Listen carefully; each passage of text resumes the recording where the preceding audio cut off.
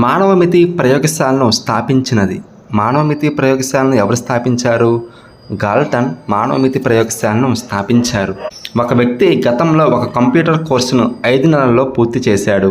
ఎన్ని నెలల్లో? 5 నెలల్లో. అదే కోర్సును ప్రస్తుతం 3 నెలల్లో పూర్తి చేశాడు. అయితే అతను పొదుపుగానే ఎంత మనకి ఇక్కడ ఎన్ని ప్రయత్నాల్లో పూర్తి చేశాడండి చూడండి. 5 నెలల్లో పూర్తి చేశాడు ఫస్ట్, తర్వాత 3 నెలలు కాబట్టి పొదుపు చేసిందంతా 2, అసలు ప్రయత్నాలు మొత్తం 50 × 100 కదా. మనకి 5 టేబుల్ 100లో 20 టైమ్స్ 20 × 2. అతని పొదుపుగా ఎంత మనకి 40%. అతని పొదుపుగా 40%. క్రింది వానిలో నిర్మాణాత్మక వాదానికి చందని భావన ఏమిటది? నిర్మాణాత్మక వాదానికి చందని భావన ఏమిటి మనకి?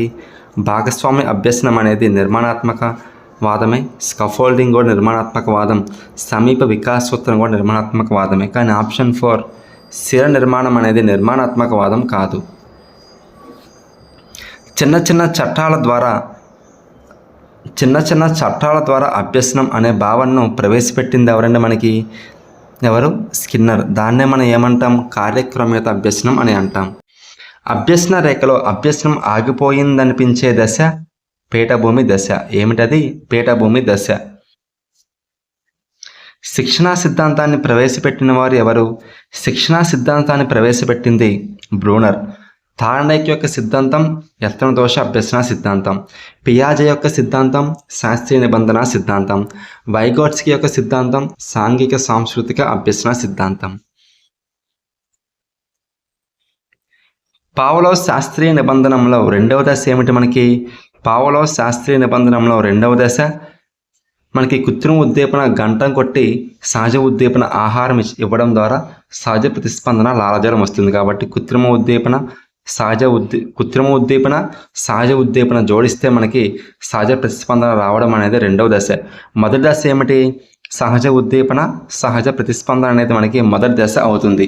ఆహారం లాలాజలం మొదటి దశ. రెండవ దశ గంట శబ్దం ఆహారం లాలాజలం. మూడవ దశ కృత్రిమ ఉద్దీపన గంట కృత్రిమ ప్రతిస్పందన లాలాజలం. ఈ సిద్ధాంతం ప్రకారం వైఖరి అభ్యసన బదలాయింపులో ప్రధాన పాత్ర పోషిస్తుంది. ఈ సిద్ధాంతం ప్రకారం మనకి ఆదర్శాల సిద్ధాంతం ప్రకారం వైఖరి అనేది మనకి అభ్యసన బదలాయింపులో ప్రధాన పాత్ర పోషిస్తుంది. అదే ట్రాన్స్పోజిషన్ సిద్ధాంతంలో సంబంధాలు అనేవి అభ్యసన బదలాయింపులో ప్రధాన పాత్ర పోషిస్తాయి. అదే సామాన్యీకరణ సిద్ధాంతం ప్రకారం సూత్రాలు నియమాలు అనేవి అభ్యసన బదలాయింపులో ప్రధాన పాత్ర పోషిస్తాయి. థిమాటిక్ అప్రసెప్షన్ టెస్ట్ను రూపొందించిన వారు ఎవరు? థిమాటిక్ అప్రసెప్షన్ టెస్ట్ను రూపొందించింది ముర్రే మోర్గాన్. పోరాట పలాయన హార్మోన్ అని దేని పిలుస్తారు? పోరాట పలాయన హార్మోన్ అని ఎడ్రినలిన్ని పిలుస్తారు. ఏమిటి? ఎడ్రినలిన్. చాలక కౌశలాలను నియంత్రించే మెదడు భాగము. చాలక కౌశలాలను నియంత్రించే మెదడు భాగం ఏమిటి మనకి? ఆప్షన్ 2 మధ్య మెదడు, అనుమస్తిష్కం. 2 సరి అయినవే. లిబిడో అనే భావాన్ని వివరించింది ఎవరు? లిబిడో అనే భావాన్ని వివరించింది ఫ్రాయిడ్. తన యొక్క మనోలైంగిక వికాస సిద్ధాంతంలో ఫ్రాయిడ్ లిబిడో అనే భావాన్ని వివరించారు. కంప్యూటర్ ఫైల్ పేరు యొక్క ఫైల్ ఎక్స్టెన్షన్లో ఉండవలసిన గరిష్ట అక్షరాల సంఖ్య ఎంత? మనకి గరిష్ట అక్షరాల సంఖ్య 3 నుంచి 4. క్రింది వానిలో నెట్వర్క్ రకం కానిది. క్రింది వానిలో నెట్వర్క్ రకం కానిది ఏమిటి మనకి స్పాన్ అనేది నెట్వర్క్ రకం కానదు. ల్యాన్, వ్యాన్, మ్యాన్ అనేవి నెట్వర్క్ రకాలు. క్రింది వానిలో ఏఎస్ నీల్ రచన కానిది. క్రింది వానిలో ఏఎస్ నీల్ రచన కానిది ఏమిటి మనకి? The little girl at the window అనేది మనకి ఏఎస్ నీల్ రచన కాదు. The problem child, the problem parent, the problem teacher అనేవి ఏఎస్ నీల్ రచనలు. క్రింది వానిలో ఇన్పుట్ అవుట్పుట్ పరికరం. క్రింది వానిలో ఇన్పుట్ అవుట్పుట్ పరికరం ఏమిటి మనకి? మోడెం అనేది మనకి ఇన్పుట్ అవుట్పుట్ పరికరం.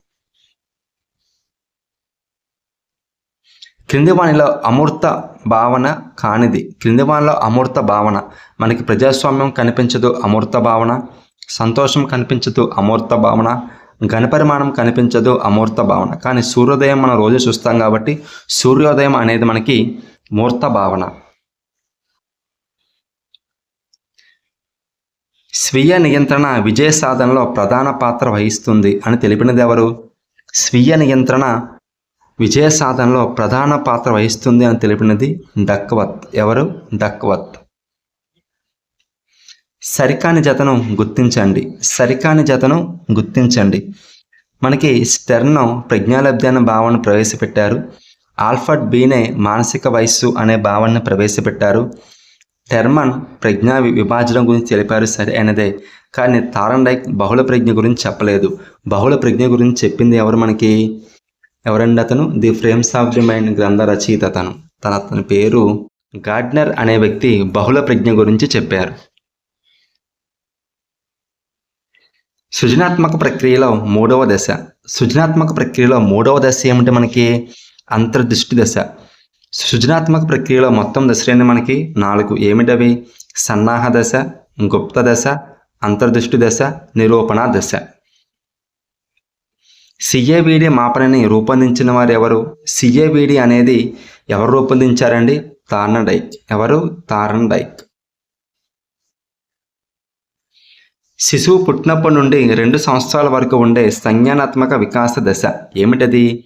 పిల్లవాడు పుట్టినప్పటి నుంచి 2 సంవత్సరాల వరకు ఉండేది మనకి ఇంద్రియ చాలక దశ.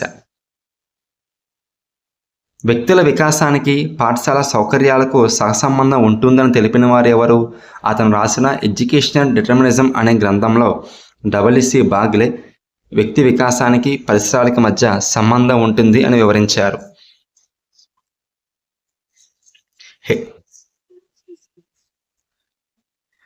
హెరిడిటరీ జీనియస్ గ్రంథ రచయిత ఎవరు మనకి? గాల్టన్. ఎవరు? గాల్టన్. నిర్ధారణ మాపనంలోని ఒక దోషం ఏమిటి? నిర్ధారణల మాపనలోని ఒక దోషమే మనం పరివేశ ప్రభావం. ఏమిటది? పరివేశ ప్రభావం. పిగ్మేలియన్ ఫలితం అంటే ఏమిటి? పిగ్మేలియన్ ఫలితం అంటే ఉన్నత అంచనాలు పెట్టుకోవడం ద్వారా ఉన్నత ఫలితాలు రాబట్టవచ్చు అని చెప్పేదే పిగ్మేలియన్ ఫలితం. జాన్ స్టువర్ట్ మిల్కు దీంతో సంబంధం కలదు. జాన్ స్టువర్ట్ మిల్కు దేంతో సంబంధం కలదండి మనకి? ప్రయోగాత్మక పరిశోధనతో జాన్ స్టువర్ట్ మిల్కు సంబంధం కలదు. విద్యా హక్కు చట్టం 2009 ప్రకారం ఉచిత నిర్బంధ విద్యను అందించవలసిన వయో సమూహం ఎంత మనకి? 6 నుంచి 14 సంవత్సరాలు. పరయోక్త ఆధీనంలో ఉండే చరం. పరయోక్త ఆధీనంలో ఉండే చరం ఏమిటి మనకి? స్వతంత్ర చరం. Child line toll free number ఎంత? 1098. పిల్లలకు స్వేచ్ఛనివ్వడం వల్ల వారిలో స్వావలంబన బలపడుతుందని తెలిపింది ఎవరు? పిల్లలకు స్వేచ్ఛను ఇవ్వడం ద్వారా వారిలో స్వావలంబన బలపడుతుందని చెప్పింది ఎవరు మనకి? బామ్రిడ్ మరియు బ్లాక్. ఎవరు? బామ్రిడ్ మరియు బ్లాక్.